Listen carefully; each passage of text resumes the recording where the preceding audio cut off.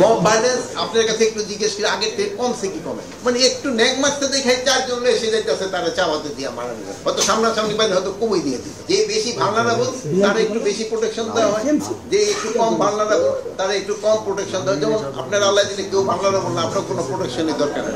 অস্বীকার করতে উপায় নেই যে আমাদের যে পরিমাণ হাতিয়ার চলে গেছে আমরা তো সব উদ্ধার করতে পারি।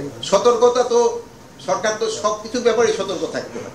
এই সতর্কতার জন্যই তো আমরা এই বিভিন্ন মিটিং ফিটিংগুলি করি এবং আপনাদেরও বলি যে আপনারাও আমাদের সাহায্য করেন। বিশেষ অভিযানটা পুরো দেশেই চলতেছে, যেহেতু হয় কি এইটা ইলেকশনের আগ পর্যন্ত চলতে হবে, যেহেতু হয় কি আপনারা তো মানে অস্বীকার করতে উপায় নেই যে আমাদের যে পরিমাণ হাতিয়ার চলে গেছে আমরা তো সব উদ্ধার করতে পারি।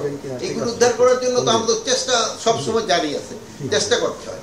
কিন্তু হয় কি বিভিন্ন একটা হলো হয় এই সব বিভিন্ন অনুষ্ঠান সংস্থাগুলি হতে গেলে অন্যান্য ক্রাইমগুলি আবার দিকে, যেহেতু বাহিনীতে একটা আপনারা এক কাজে লাগে এখন আপনি কোন মিডিয়ার থেকে আসছেন নিউজ টিউজ আপনারা দেখুন এখন এখন যদি আরেক উপদেষ্টা করে আপনি তো দেখতে পারতেছেন না। তো মানে অন্যান্য এইগুলি যেসব হয় সেসব বাহিনীগুলি একদিকে হয়ে কনসেন্ট্রেট করলে আরেক দিক দিয়ে আবার ইটা বেড়ে যায়। আরেকটা দেশ হচ্ছে যে আপনি দেখছেন যে আমি গত শনিবার ওই মোহাম্মদ অনেক ছোট ছোট বাচ্চারা চারটারে ধরা মানে তাকে ইসে দেওয়া হবে, তারা আসছে কিসে একজনে তুমি কেন চাপাতি নিয়ে মারতে গেলে বল স্যার ওই আমার যাওয়ার সময় পায়ে দেওয়ার ন্যাং মারছি। মানে এখন এই যে এইগুলি মানে আগে কিন্তু এরকম ছিল না, যে মানে একটু ন্যাক মারতে দেখায় চারজন এসে যাইতেছে তারা চাপাতি দিয়ে মারা যাবে, হয়তো সামনাসামনি পাইলে হয়তো কমই দিয়ে দিত।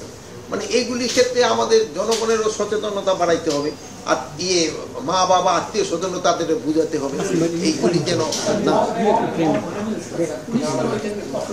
মব ভাইলেন্স আপনার কাছে একটু জিজ্ঞেস করে আগের থেকে কমছে কি কমে, মব ভাইলেন্স তো কমছে, এটা আস্তে আস্তে একেবারে এলিমিনেট হয়েছে। আমরা এই মব এর ক্ষেত্রে কোনো ধরনের ছাড় আমরা দিই, কে অংশ নিবে কে অংশ নিবে না এটা আমার স্বরাষ্ট্র মন্ত্রণালয়ের প্রশ্ন না।